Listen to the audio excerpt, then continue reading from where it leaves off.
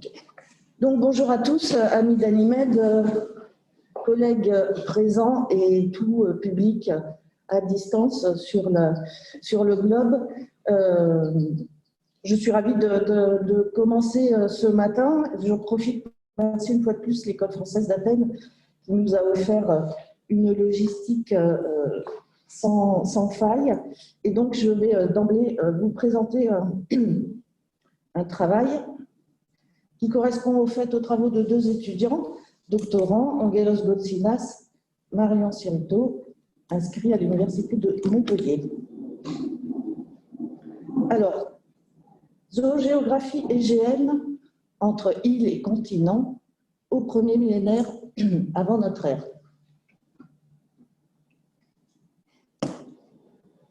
Je m'inscris en fait dans la continuité peu ou prou de la conférence d'hier soir, mais en ayant une approche strictement archéozoologique sur les données, en tout cas à ce jour accessibles, dans le monde égéen.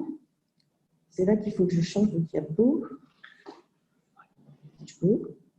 C'est là. Donc ça fait.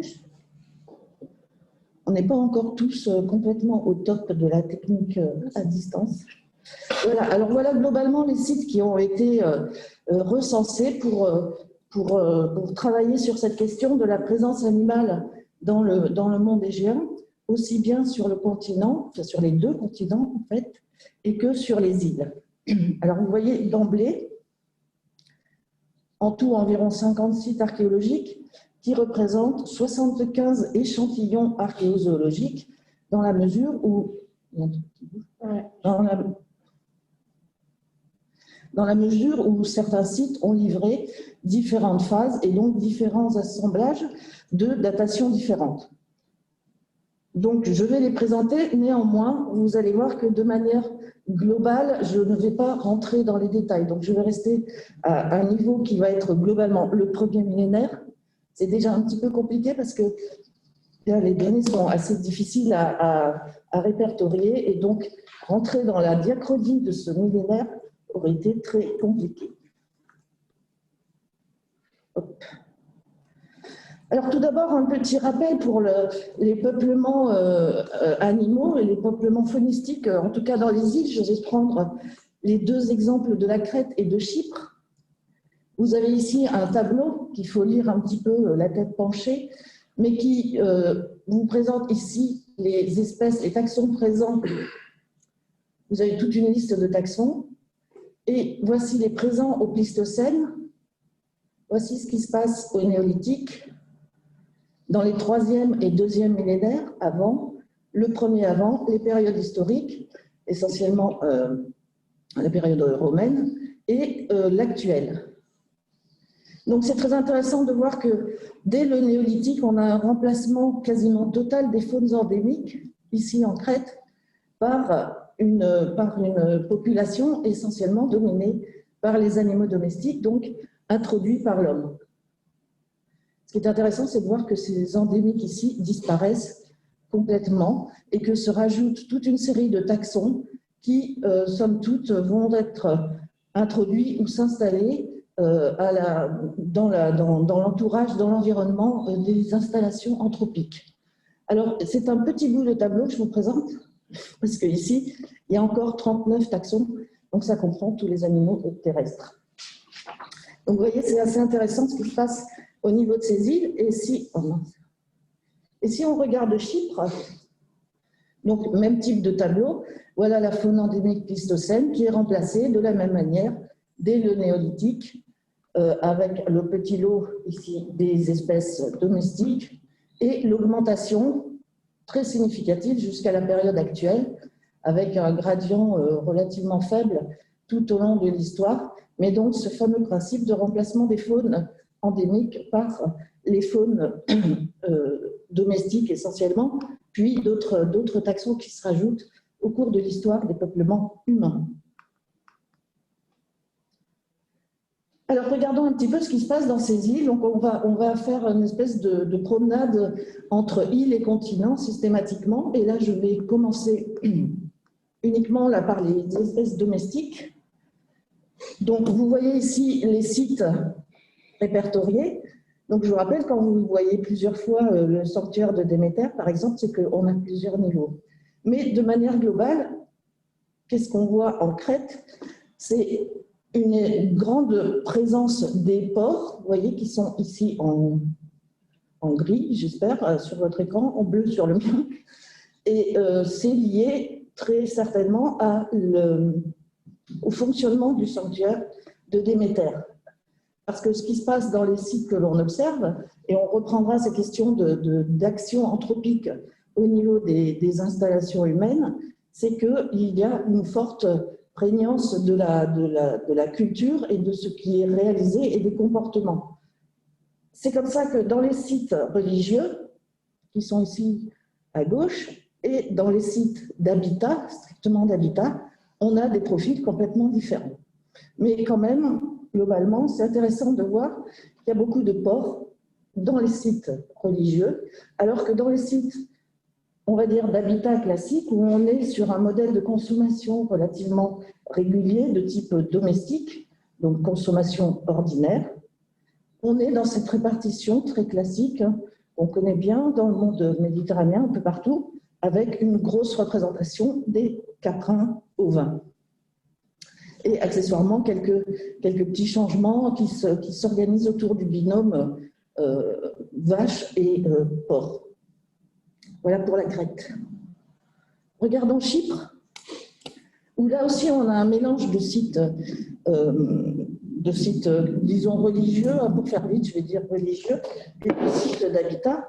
Et là, on s'aperçoit tout de suite que sur l'ensemble des données répertoriées, on a une très forte majorité de caprinés, avec des porcs en très petite quantité qui apparaissent de manière extrêmement sensible.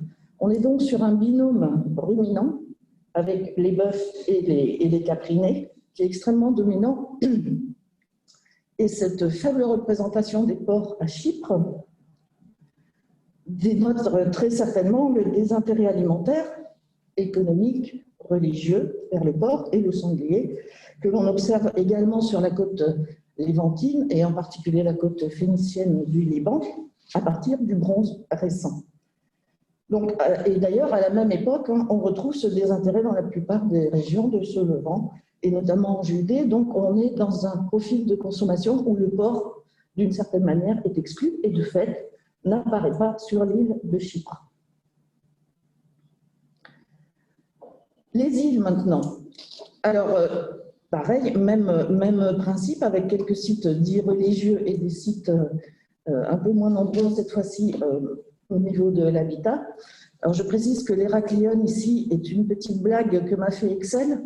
On n'est pas en Crète, on est à Tassos. C'est le site de l'Héraclion de Tassos.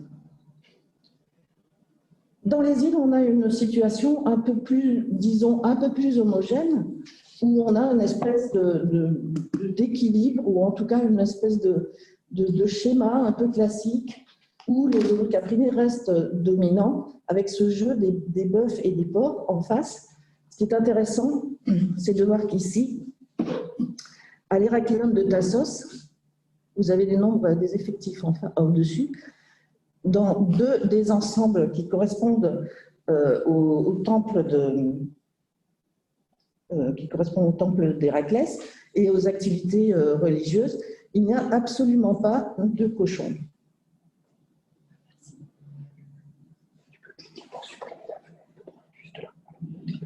Oui. Voilà. D'accord, voilà, j'agrandis l'image.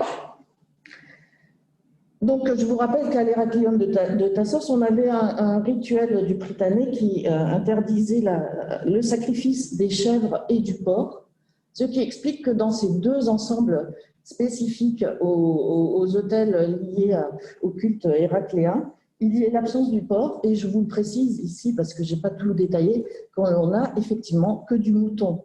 Donc, dans le cas de l'Héraclion, on a une adéquation assez nette entre le rituel et le contenu phonique des ensembles. Si on regarde les autres phases ici et les autres contextes de l'Héraclion, où il y a en particulier une phalissa, on retrouve du porc, parce que tout simplement, on est face à une consommation d'ordre peut-être plus domestique, dans laquelle les trois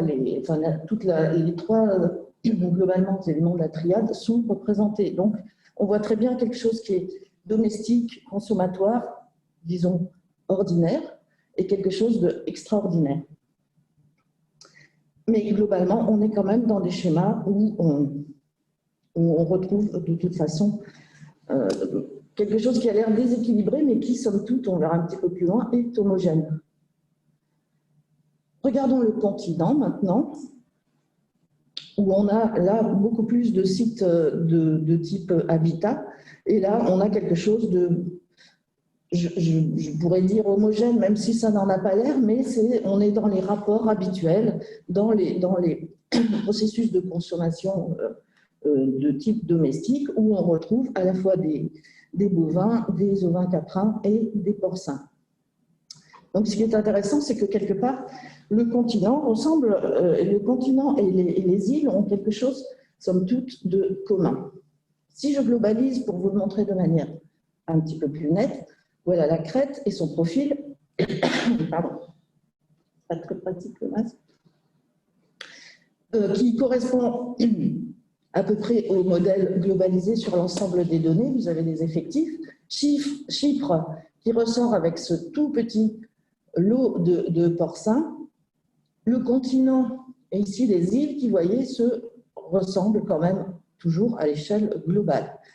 Donc, on a quelque chose entre îles et continent qui a l'air de fonctionner à peu près de la même manière et des spécificités en Crète et à Chypre qui, quelque part, peuvent être considérées comme aussi des petits continents. Ce sont des îles tellement grandes, on pourrait y ajouter Rhodes aussi, quelque part, et voire même le B, où on est dans des îles qui sont quand même suffisamment étendues pour ne pas être comparables avec des îles plus petites, Tylos, Andros. Donc là, je vous présente une autre visualisation de la chose sur diagramme ternaire. Pardon. Et c'est encore plus clair. Donc, ce sont les rapports des trois espèces de la triade. Et là, on voit très bien, sur le même modèle ternaire pour chaque catégorie, Crète, Chypre, continent et île, qu'on est toujours dans quelque chose de similaire entre les îles et le continent. Il y a donc une espèce de rapport sur la façon d'entretenir les animaux de bouche et des spécificités en Crète, comme on a vu, avec plutôt peu de bœufs et un binôme porc-capriné, et cette présence des porcs uniquement dans les sanctuaires. Et ici, à Chypre, l'absence quasi des porcs dans le registre consommatoire habituel et toujours cette dominance des caprinés. Restons un petit peu dans le domaine domestique. Pour passer aux galliformes, je montre ici la carte de diffusion des gallus et des galliformes, mais plutôt de gallus, même si c'est du gallus sp. Pour évoquer très rapidement avec vous la diffusion du porc depuis l'Est asiatique jusqu'à la Méditerranée occidentale, c'est tout bêtement, là je n'ai pas fait beaucoup d'efforts, c'est tout bêtement les cartes que nous avons utilisées au colloque de Rome. Et quand je cible un petit peu la Méditerranée, vous voyez qu'il y a un grand trou ici, c'est tout simplement parce que ce grand trou de la botte italienne et des îles avait été présenté par notre collègue de Grossi, Mazorin.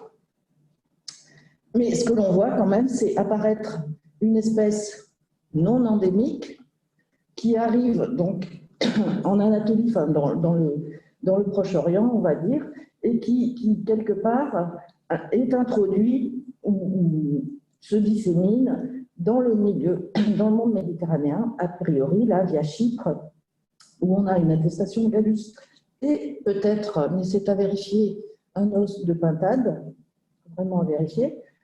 Et le terme, on pourrait aussi ici citer, comme l'a fait Marco hier soir, le site de Montecucco, c'est Rome. Montecucco, à côté de Rome, et qui donc place au IXe siècle avant les premiers gallus identifiés. Donc, on était jusqu'à présent sur de l'introduction d'espèces domestiques qui venaient du continent. Là, on est face à une espèce complètement exogène qui est introduite. Donc, je n'irai pas plus loin sur les discussions de la diffusion et qui a transporté des poules depuis la Méditerranée orientale, le Levant par exemple, jusque dans les sites phéniciens du sud de l'Espagne. C'est un autre débat. J'espère qu'un jour, Bruno nous déplaira ce sujet pour qu'on en finisse peut-être. Donc voilà globalement la distribution un petit peu plus détaillée de ces galliformes dans le monde égéen. Alors à chaque fois, j'ai gardé Chypre quand même, que j'ai évoqué il y a un instant. Et puis un petit peu plus, donc ça représente le premier millénaire.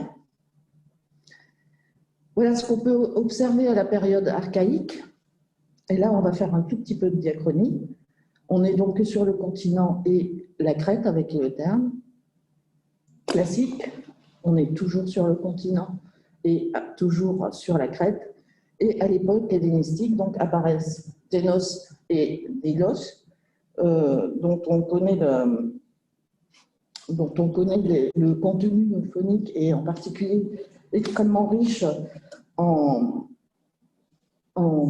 Gallus, du fait de l'étude des deux autels du Sérapéion, où, semble-t-il, des coqs et des poulets avaient été sacrifiés dans le cadre de ce culte. Ténos, en revanche, Tinos, je serai un peu plus réservée sur Tinos parce que c'est un seul reste, il n'a pas été vérifié, et les galliformes, tous ceux qui ont permis de l'os, savent qu'ils sont très sympathiques, on les aime beaucoup, sous toutes les formes et sous toutes les cuissons, mais ils sont très difficiles à différencier. Restons un petit peu dans le domaine domestique pour parler rapidement des chiens et des chevaux, que je vais évoquer ici très rapidement et uniquement sous forme visuelle, pour vous rappeler que les chevaux, les équidés, de manière globale, on entend donc ici les chevaux et les ânes, sont bien connus. On sait très bien qu'on les voit apparaître dans le monde égéen et sur le continent en particulier dès les Latiques anciens. Les registres iconographiques nous montrent qu'ils sont réellement présents. On a la fresque des palefreniers qui indique que très concrètement, il y a des chevaux et de l'entretien de chevaux. Donc, on les trouve sur le continent, certes, mais en fait à peu près partout. Mais ce qui se dessine de manière générale, c'est qu'on a plutôt des chevaux sur le continent et plutôt des ânes sur les îles. L'idée, ce serait que les chevaux ne sont pas vraiment adaptés aux îles pour des questions de fourrage, dans la mesure où les îles, et en particulier les plus sèches d'un point de vue climatique, n'offriraient pas un milieu suffisamment bon pour qu'il y ait des plantes fourragères en grande quantité, parce qu'il y a aussi des problèmes d'approvisionnement en eau qui font que les chevaux ne seraient pas forcément les plus adaptés, alors que les ânes, un peu moins difficiles plutôt, donc seraient tout à fait adéquats. Je passe en plein écran. Là, j'ai un petit exercice, c'est de passer en plein écran. C'est où? Au secours. Mais c'est bien, là, non? Fichage.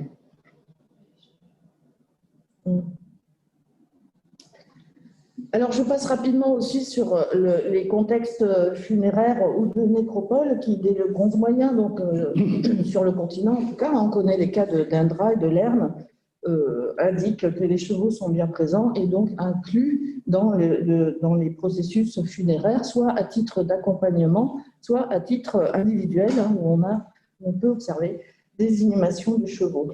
Ça vaut pour les chiens, que je relie un petit peu au cheval ici dans cette scène de chasse, simplement pour évoquer ces chiens qui sont, comme toujours, un petit peu partout, comme les chevaux, des animaux domestiques, mais des animaux qui ne rentrent pas systématiquement dans le circuit alimentaire et qui, de fait, ne sont pas visibles au niveau des assemblages archéozoologiques. Donc, j'ai un petit peu regardé ceci par hasard, étant donné qu'on a de fortes populations de caprinés, il y aurait ou il pourrait y avoir une représentativité des chiens en relation avec les troupeaux d'ovins et de caprins, comme ça, juste au cas où ça pourrait être des chiens de troupeau, et en fait, non, pas du tout. Même si c'était le cas, de toute façon, il y a ce problème de la visibilité qui fait que on les voit très peu, mais ils sont là. Ils sont là, ils sont essentiellement, ils sont là un peu partout, plus présents dans les sites d'habitat du continent, mais aussi un petit peu dans les îles, et a fortiori dans les grandes îles type Chypre ou Crète. Donc, de la même manière que pour les chevaux, là, c'est un autre sujet, mais on sait bien que les chiens et les chevaux et les équidés ont un statut particulier dans la société et dans la culture de ce premier millénaire et qui est ancré depuis le précédent millénaire. Il y a donc les cas particuliers de tombes et des contextes funéraires sur lesquels je passe, parce que, somme toute, à partir du moment où il y a des hommes, il y a très rapidement, en même temps, les équidés et les chiens, et bien évidemment, a fortiori, les animaux de bouche. Alors, passons un petit peu dans le registre sauvage pour essayer d'appréhender un petit peu ce qui va nous rester en visibilité sur les peuplements animaux originels ou pas. Donc, les cervidés, et là on va essentiellement parler du cerf, qui est représenté un petit peu partout, comme vous voyez, donc dans les grandes îles, Rhodes, Chypre et Crète, un petit peu aussi en Eubée. On ne voit pas grand-chose dans les Cyclades, par exemple, et une très forte répartition sur le continent. En fait, il y a quasiment, on peut dire, quasiment rien dans les îles.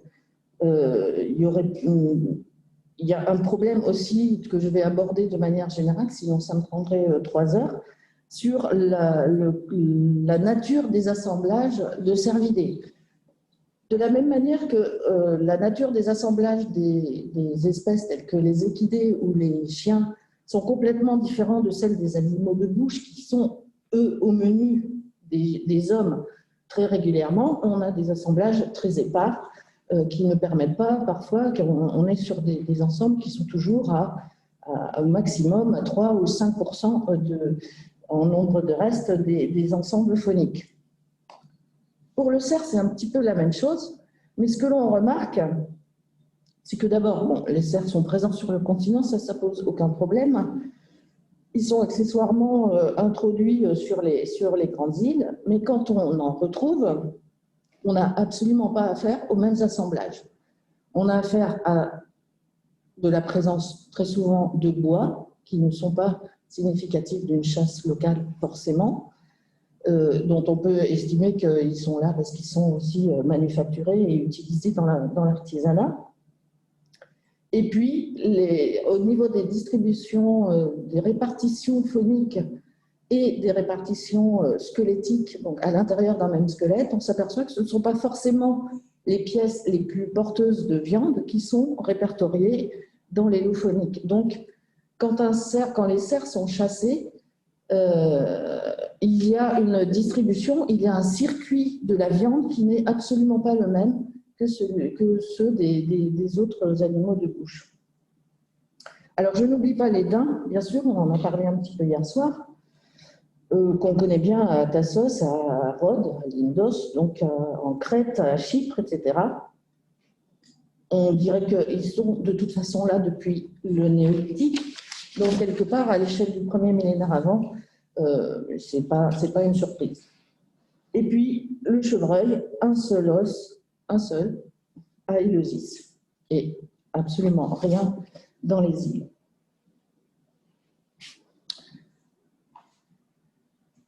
Je parlais de binôme tout à l'heure chez les animaux domestiques, je dirais qu'il y a un autre binôme Du côté des sauvages, c'est l'association ou la présence commune des cervidés, et en particulier du cerf, et des lagomorphes. Et ici, on va essentiellement parler de lièvre. Et vous voyez que la répartition est du même ordre. Donc, il y a une logique quelque part à ça, sans néanmoins que la chasse soit quelque chose de très important en termes d'approvisionnement carné. Alors là, forcément, on est obligé de réfléchir en termes d'approvisionnement carné. Si je regarde la chasse d'un petit peu plus près, là, je vous ai fait un tableau, manière de changer des ternaires et autres faux camemberts. Vous voyez Chypre, le continent, Crète et les îles. Et ce qui est intéressant, donc, c'est de voir que, hop, j'ai été un peu trop loin. À Chypre, on a très peu de choses, si ce n'est du lépus, donc des lièvres, absolument pas de sangliers.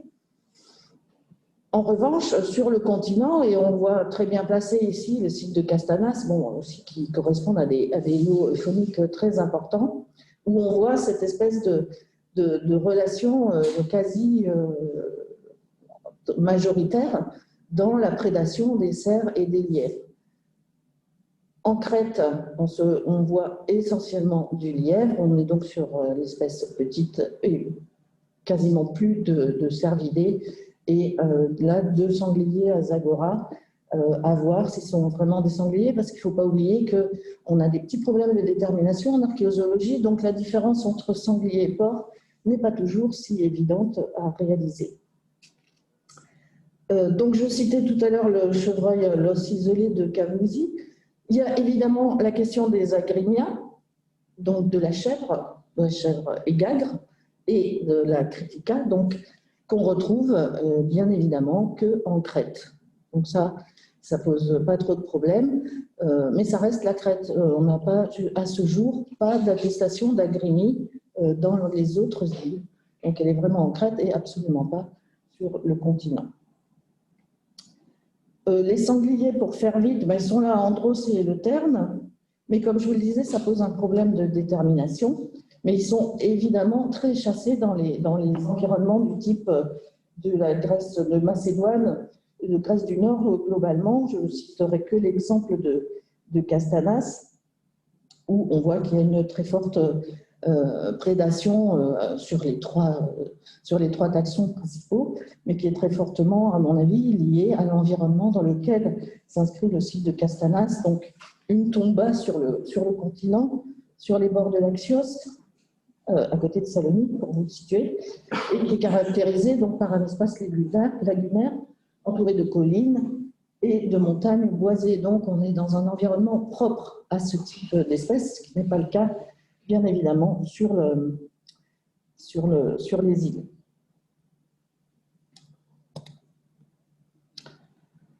Alors là, j'ai rassemblé les carnivores, parce que les attestations on en a assez peu tout de même. Néanmoins, dans la catégorie félin, je commence directement par le lion, on en a parlé un petit peu hier, et en particulier de celui de Castanas et de Calapoli.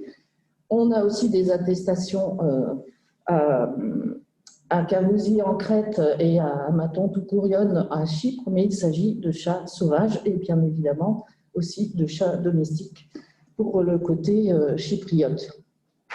Le renard, très peu présent, on en a sur le continent uniquement à Athènes, mais je pense que c'est lié aux résultats issus des puits de l'Agora, là où on a vraiment beaucoup d'espèces, mais on le retrouve également sur les sanctuaires d'Apollon, le sanctuaire d'Aphrodite à Chypre, et puis donc à Athènes, comme je vous le disais.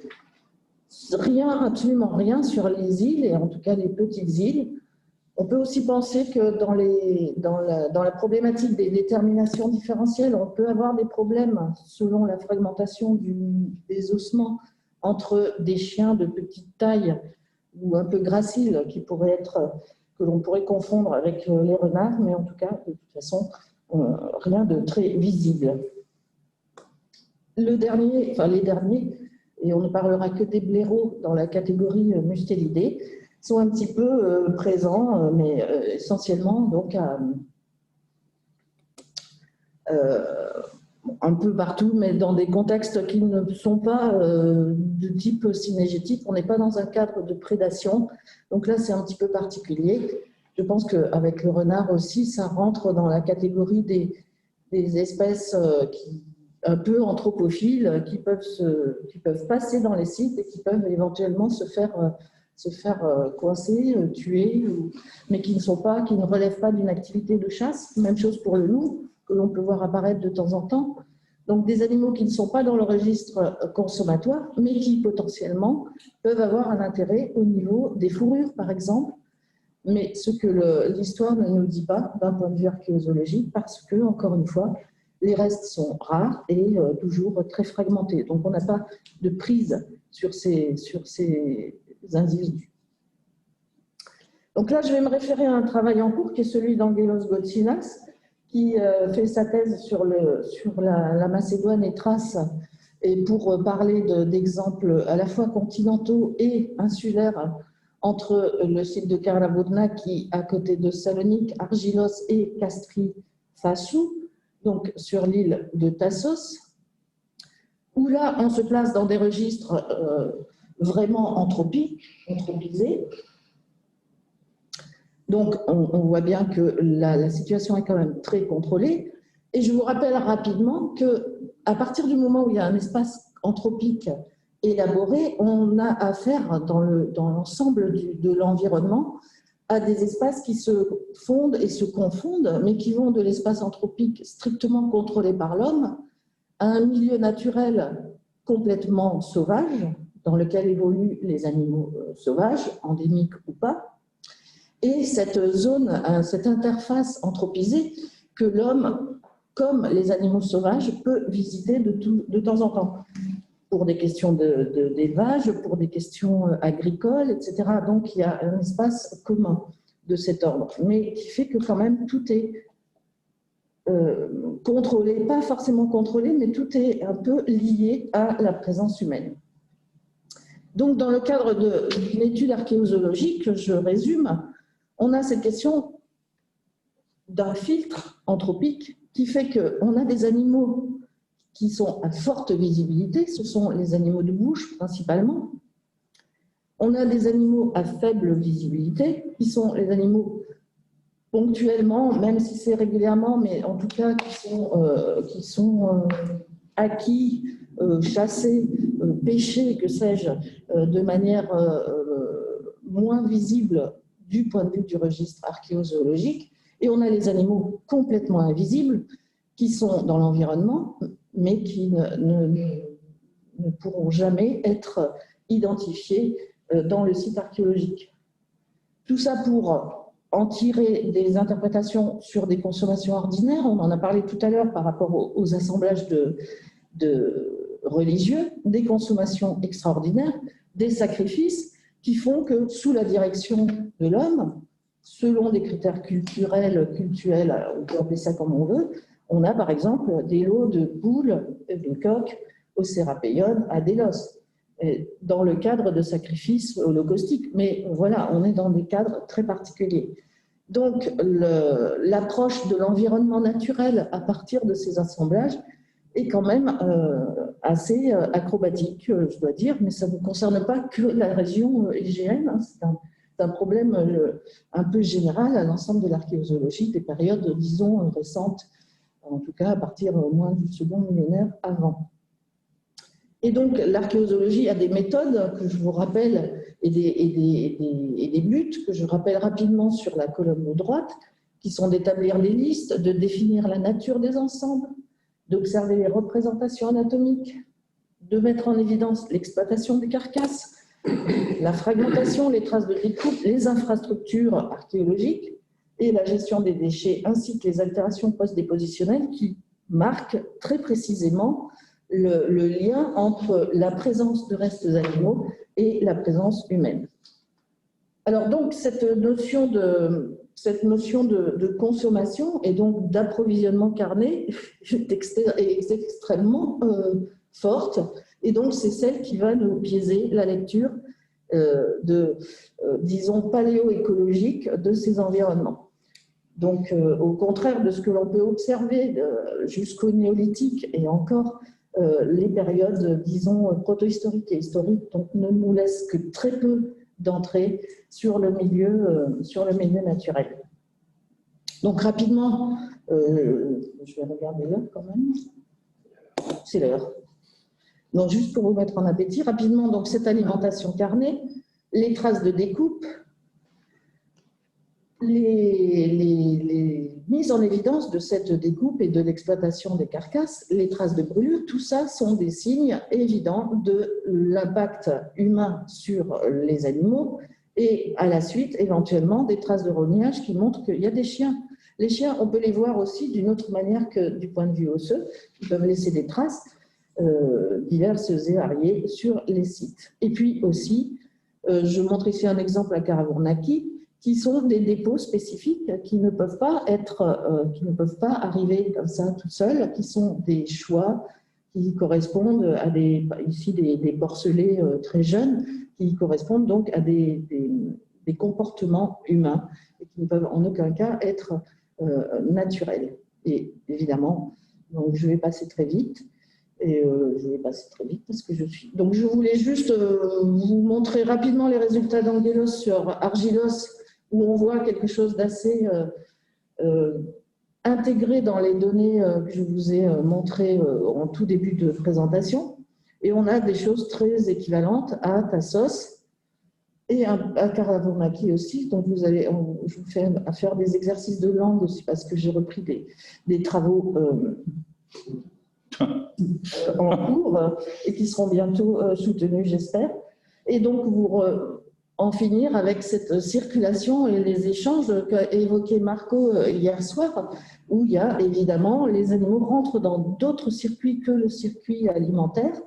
Ils sont déplacés, ils peuvent être vendus. On connaît très bien ça chez les chevaux en particulier, parce que les textes en font état.